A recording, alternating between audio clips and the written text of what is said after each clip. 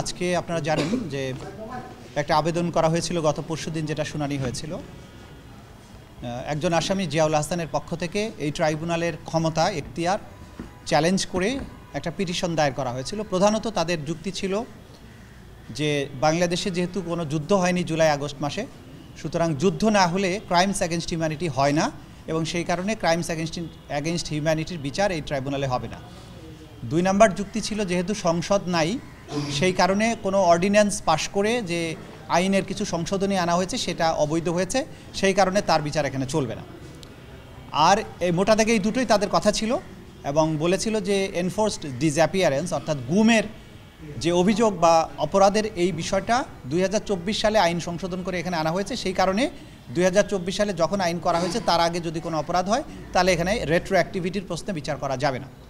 তো আমরা আমাদের আর্গুমেন্ট রেখেছিলাম। কোর্ট আজকে তাদের এই পিটিশনটা সামারিলি রিজেক্ট করেছেন, খারিজ করে দিয়েছেন। যে কয়েকটা কথা বলে কোর্ট তাদের পিটিশন খারিজ করেছেন, তার মধ্যে একটা হচ্ছে যে যে আইন দ্বারা এই ট্রাইব্যুনালটা প্রতিষ্ঠিত, অর্থাৎ 1973 সালের ক্রাইমস ট্রাইব্যুনাল অ্যাক্ট, সেই আইনের বৈধতা বা সেই আইনের কোনো সংশোধনের বৈধতা চ্যালেঞ্জ করার জায়গায় এই ট্রাইব্যুনাল নয়। কোনো আইন যদি সংবিধানের সাথে অসামঞ্জস্যপূর্ণ হয় বা চ্যালেঞ্জ করার প্রশ্ন আসে, তাহলে অবশ্যই তাকে সাংবিধানিক আদালতে যেতে হবে। তারা না করে এই কোর্টে বিচারিক আদালতে এসেছেন, এটা মিসকনসিপ্ট, অর্থাৎ এটা কোনো সঠিক পদ্ধতি না, এখানে আসাটা উচিত হয়নি, এবং এই পিটিশনটা মিসকনসিপ্ট। প্রিম্যাচিউর বলেছেন অন্য কারণে, সেটা হচ্ছে যে পিটিশনে চ্যালেঞ্জ করেছেন ট্রাইব্যুনালের ক্ষমতা, আবার প্রেয়ারের মধ্যে গিয়ে লিখছেন আমাকে যেন ডিসচার্জ করা হয়। তো একদিকে তারা বলছেন যে আপনার কোনো ক্ষমতা নাই, আবার শেষে যেয়ে বলছেন আমাকে রিলিজ করে দাও।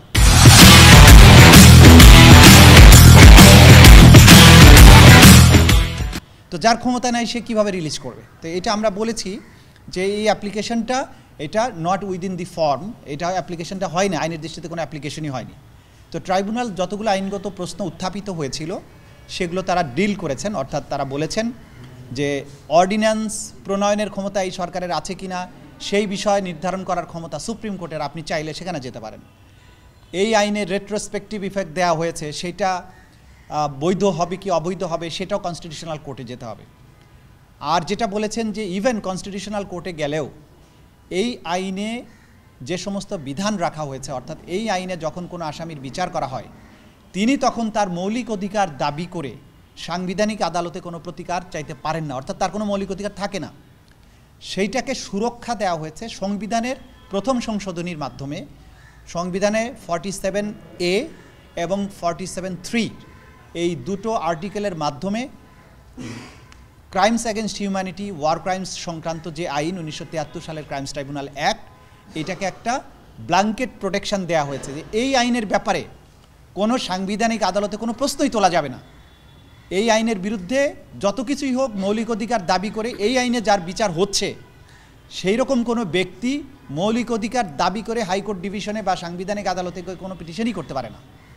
তো যেখানে হাইকোর্টে আপনি কি আইন চ্যালেঞ্জ করার ক্ষমতা নাই, মৌলিক অধিকার দাবি করার প্রশ্ন নাই, সে বিচারিক আদালতে এসে একটা অদ্ভুত যুক্তি তুলে বলছে যে এই আইনটা বৈধ না, সুতরাং এখানে আমার বিচার হতে পারে না। আমরা বলেছি এটার অর্থ হচ্ছে যে বাপের কাছে গিয়ে বাপের বৈধতা চ্যালেঞ্জ করা যায়, তোমার বিয়ে আমার মায়ের সাথে সঠিকভাবে হয়েছিল কিনা। এটা খুবই ইররেলেভেন্ট একটা জিনিস। এটা তোলা হয়েছে, এটা তারা জানেন যে আসলে এটা আইনগতভাবে কোনো মূল্য নেই, কিন্তু একটা নয়েজ তৈরি করার জন্য, একটা হাইপ তৈরি করে মিডিয়ার দৃষ্টি আকর্ষণের জন্য তারা এটা করেছে। তো এই খারিজ করেছেন ওনারা, এবং খারিজের মাধ্যমে তো বিচার যথারীতি এবং তদন্ত যথারীতি চলবে, এবং তদন্তের পরে তার বিরুদ্ধে যে ধরনের রিপোর্ট আসবে তার ভিত্তিতে যা যদি ফর্মাল চার্জ দাখিল করার মতো এভিডেন্স থাকে তাহলে ফর্মাল চার্জ দাখিল হবে এবং আনুষ্ঠানিক বিচার প্রক্রিয়া এখানে চলতে থাকবে। তো এটা যে প্রাথমিকভাবে একটা সন্দেহ সংশয় তৈরির চেষ্টা করা হয়েছিল, আজকের এই আদেশের মাধ্যমে সেটার একটা নিষ্পত্তি হয়ে গেছে।